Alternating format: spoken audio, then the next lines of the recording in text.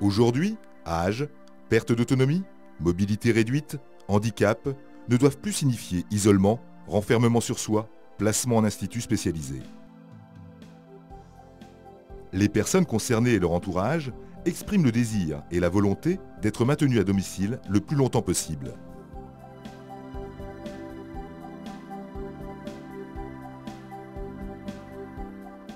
Que ce soit en logement individuel, collectif, social, neuf ou rénové, des solutions existent pour favoriser ce maintien à domicile. La mission en soi est assez simple. Il suffit de faciliter les gestes du quotidien, de prévenir les risques de chute, de sécuriser la personne. Premier point, l'accessibilité au logement. Pour faciliter l'accès aux personnes, les ouvertures doivent être plus larges. Grâce à des télécommandes, des badges, les portes s'ouvrent automatiquement et permettent le passage en toute sécurité.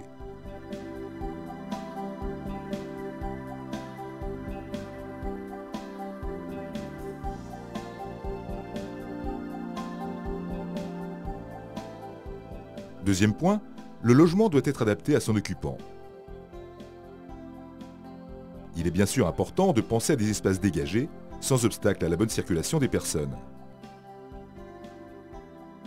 La conception et la hauteur du mobilier doivent faciliter les gestes quotidiens.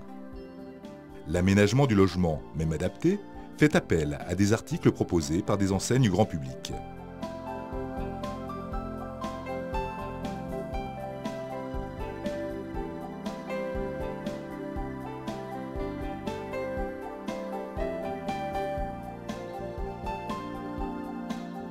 Le principal, c'est surtout la douche, parce qu'il n'y a pas de rebord sur les côtés.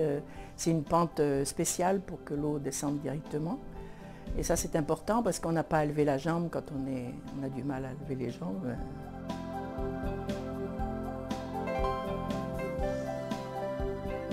Les nouvelles technologies permettent elles aussi de limiter les déplacements et les efforts inutiles.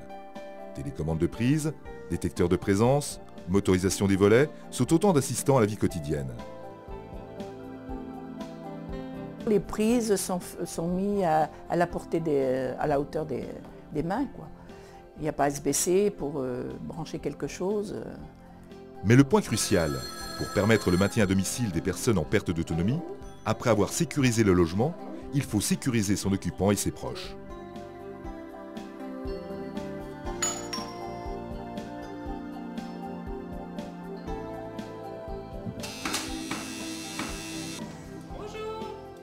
L'isolement de la personne tient parfois indirectement à son handicap.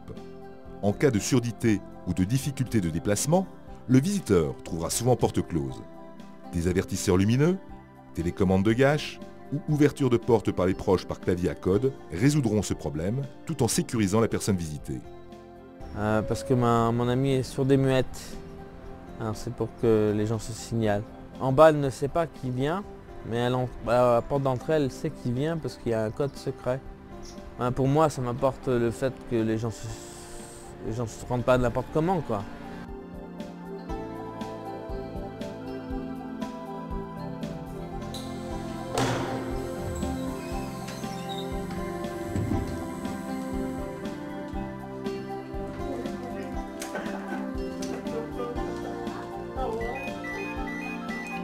Le téléphone sonne, inutile de se précipiter sur le combiné au risque de tomber. Une pression sur le macaron porté au cou et la communication est établie. Bonjour monsieur, que puis-je pour vous? Allô? Oui, monsieur Rousseau. J'ai pas à me déplacer, tout ça. C'est intéressant parce que dans ma précipitation, je pourrais me mélanger mes pieds avec mes tuyaux. Ça pourrait me faire tomber. Je suis libre, à part pour me doucher ou je l'enlève, mais je le laisse à côté de la baignoire. Autrement, c'est vrai que ça me libère. Je ne suis plus à la recherche de mon téléphone, où l'ai-je mis, tout. J'ai toujours mon médaillon. Malgré tous les équipements et aménagements possibles, la chute et les malaises sont inéluctables et imprévisibles, avec des conséquences catastrophiques en cas de solitude. Un besoin pressant au milieu de la nuit, 50% des chutes nocturnes arrivent à ce moment-là, des balises lumineuses vous accompagnent.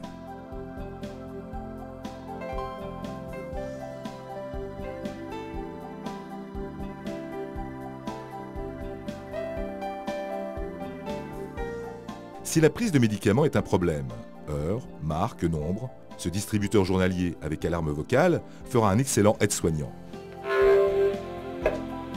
Madame Pisson-Martin, il est l'heure de prendre vos médicaments.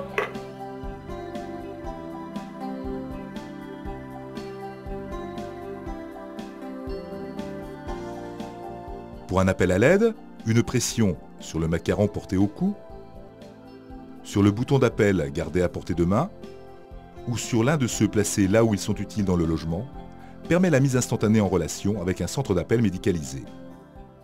À partir de ce local, un médecin peut consulter le dossier médical sécurisé de l'appelant et, si besoin, prévenir les secours en les informant des antécédents médicaux.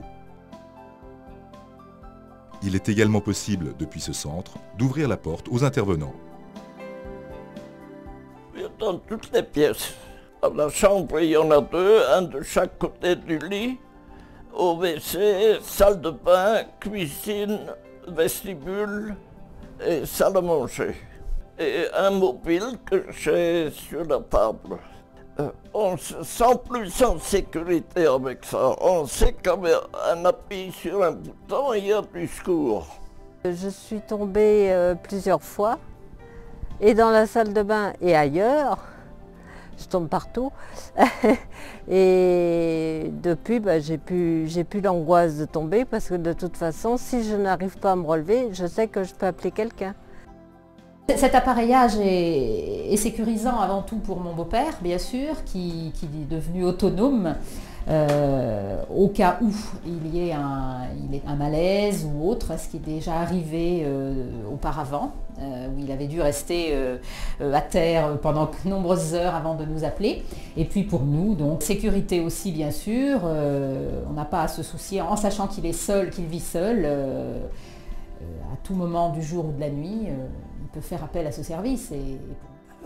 La sécurité, puis être mieux quand même, être plus sécurisé.